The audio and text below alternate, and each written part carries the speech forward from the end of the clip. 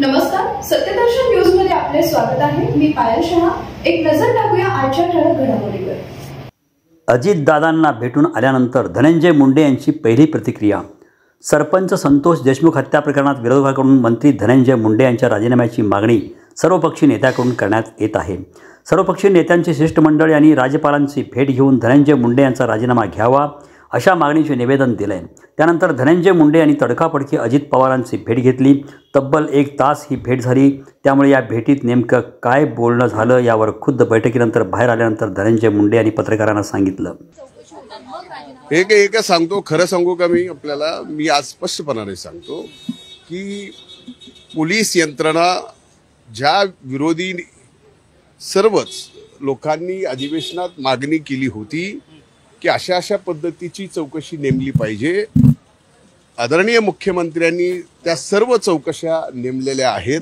त्या तपासामध्ये या ठिकाणी ज्या वेळेस माझ्याकडे संशयाने बघितलं जातं त्यावेळेस मी त्यावर काही बोलणं हे उचित नाही।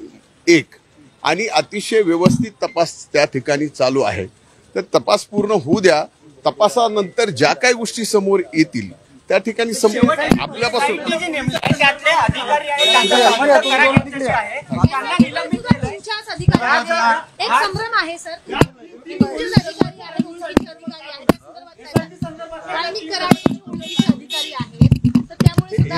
सगळं फेक नेरेटिव्ह आहे। त्या नेरेशन मध्ये विनाकारण मीडिया ट्रायल करून एखाद्या व्यक्तीला किंवा ह्या सगळ्या गोष्टीला, जसं आदरणीय भुजबळ साहेबांनी सांगितलं, माझं म्हणणं आहे की ट्रायल कोर्टात होऊ द्या, तपास यंत्रणा काम करते।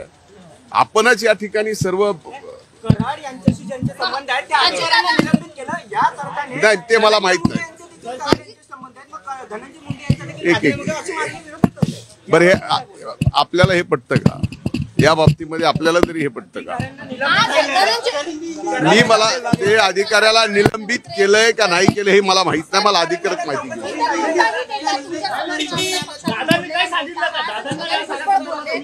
मी आपल्याला सांगितलं ना की या बाबतीत काहीही चर्चा झाली नाही। फक्त माझ्या विभागाच्या बाबतीत जबाबदारी घेतल्यानंतर माझी दादांची पहिली भेट होती। त्यामुळं खात्याच्या बाबतीत ज्या मी 3 बैठका घेतल्या त्या बैठकीमध्ये जे काही विषय समोर आले ते मी बोलतो।